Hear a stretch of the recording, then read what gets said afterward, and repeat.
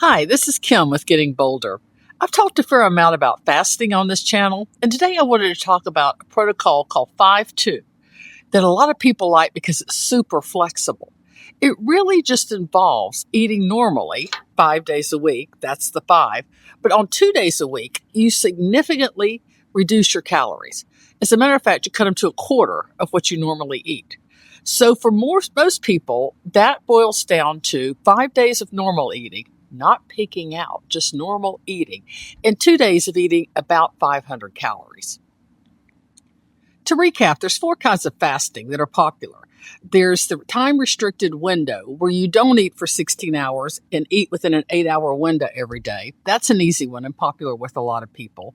There's OMAD, which is tougher but also effective, and that stands for 1 meal a day, which is exactly what it sounds like. You only eat once a day, so you're fasting essentially for 23 and a half hours a day. And then there's the extended fast that goes 24 hours or longer. They all have their benefits, but the 4th kind is 5-2. And like I said, it's really good for flexibility because you get to choose the 2 days that you really restrict your calories. The only rule is that they can't be back to back, but they can be a Monday and a Thursday. They can be a Tuesday and Saturday. They can be whatever happens to work for you. And they don't have to be the same 2 days every week. I think that gives people the ability to really plan, especially if they have busy or unpredictable lives, like they travel for work or they have a lot of social events. And there might be a day that they know they want to be able to eat normally. They can plan around it and choose the 2 days that restrict calories to suit whatever's going on that week.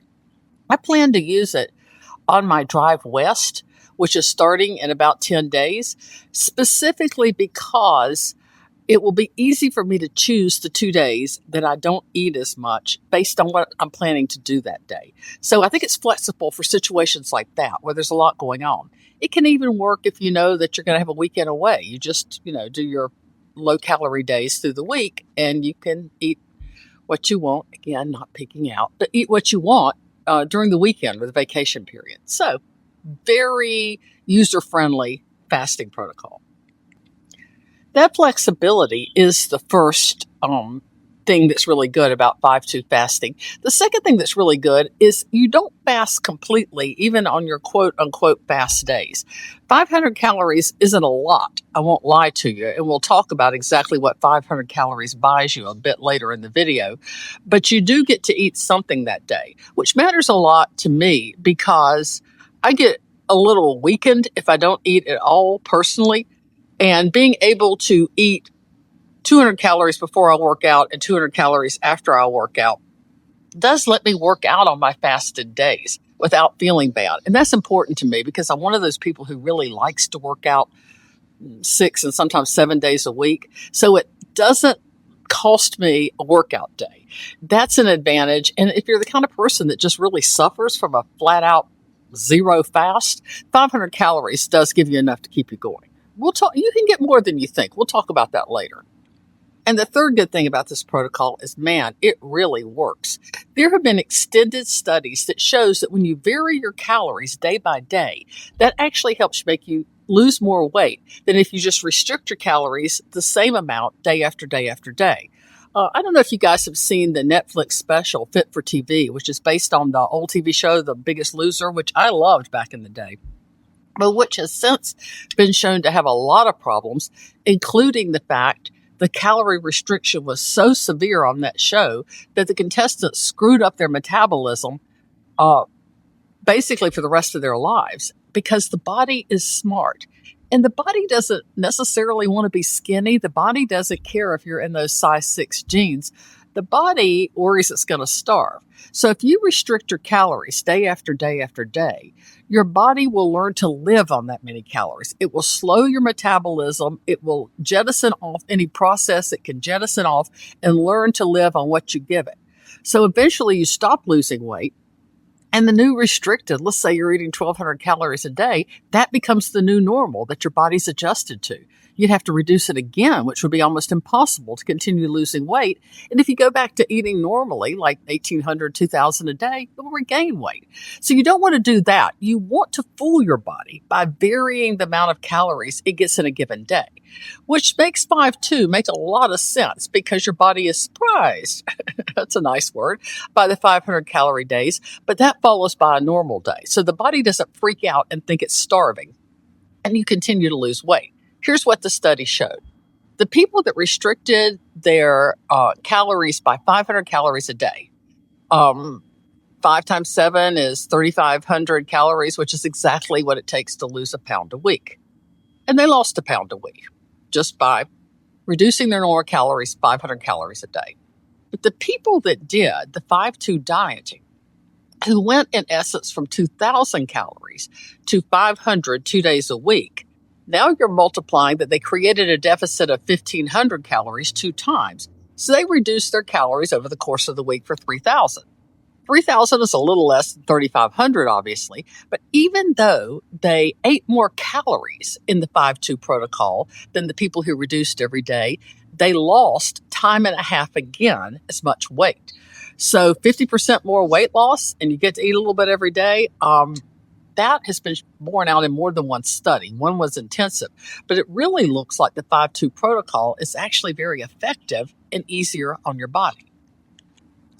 There are some disadvantages, like there are with anything. One of them is that the 5-2 protocol, because you are eating every day, does not give you the advantages that a longer fast does. You don't go into autophagy. You don't get the serious, continuous fat burn that you get in longer fasts. Although there are ways to even mitigate that. If you eat your 500 calories on your 2 days in a pretty short window, like if you eat them over 4, 5, 6 hours, you eat, a meal like at noon and one at 6, you can still get a really good kind of extended fast fat burn and the beginnings of autophagy. So if you don't spread those 500 calories out all day long, but compress them, you can still get some of the effects of a longer fast. So that advantage you can overcome pretty easily. The second disadvantage is, like I've said several times, the normal days are just that, normal. It's not like, wahoo, this is my cheat day. You can't get 5 cheat days a week. I don't care what kind of diet you're on. You can't go berserk. You have to basically eat normal on the other 5 days. But I consider that kind of a minor disadvantage. Probably the biggest disadvantage is it takes some planning. 500 calories a day is not a lot. If you're going to get A, full enough to function, and B, the nutritional basis that you need, you have to do some serious planning. Now, here's some of the things that you can do. I love these Heritage Flakes. They are 160 calories for a serving, but Special K is 150, and it has 0 flavor, and these have tons. And if you look at the amount of grains, it's very exotic. Carrara sand wheat, no concept on that. But you got wheat, oats, spelt, barley, millet, and quinoa. If these things don't keep you regular, honey, you may as well just check into the asylum because you're done. So here we have 40 grams of Heritage Flakes in a bowl. If you're thinking that doesn't look like a bowl full, I'm in complete agreement. The first time I actually measured it out by weight, 40 grams. I think it's kind of hard to measure cereal in a cup because it's lumpy. So anyway, it's a cup of cereal or 40 grams. I think the first time you do honestly need to measure because our sense of proportion on food is so whacked out. So measure the first time. I think I'll probably, to be honest, eyeball it after this. Next step, 5 calories worth of, God, don't lose them. They're so precious. 5 calories worth of blueberries, very minimal calorie impact, very excellent flavor impact and nutrient impact, and I freeze mine. It gives them an extra crunch. Now, I cheat a little here. They tell you can get a cup of milk. I use a half cup. I just don't need that much milk on cereal. That's plenty. So here we have my 200 calorie, nutrient-packed breakfast. My second choice for breakfast when I'm having one of my 500 calorie days is to make an omelet with 2 eggs and little Laughing Cow cheese And anything green of your choice. I mean, you could add spinach is great. I was in kind of a sage mood today, so I went out to the herb garden and picked some sage, just something to give you a little antioxidant boost. You can also put in a mix of frozen red, yellow, green peppers. All of that will add a lot of flavor, a lot of nutrients. And here we have like a 50-calorie snack. This is about a quarter of an apple, thinly sliced, and some Laughing Cow cheese. 50 calories. Makes you feel like you've eaten something. Another kind of good snack, believe it or not, is you can get a little bit of shredded chicken. This is rotisserie chicken that I got off the food bar at Whole Foods, but it can be deli or anything like that. 50 calories of a very lean meat is a surprisingly nice little pile, and that's a great snack because it gives you a protein pop too. Okay, so because I like to splurge on one of my low calorie days, I don't want to feel pitiful. Here is my 250 calorie lunch. It's a lobster salad, and you can see it's a sizable salad. Got all kinds of lobster yummy goodness in there, plus a lot of veggies. And get it at a local place, 220 calories.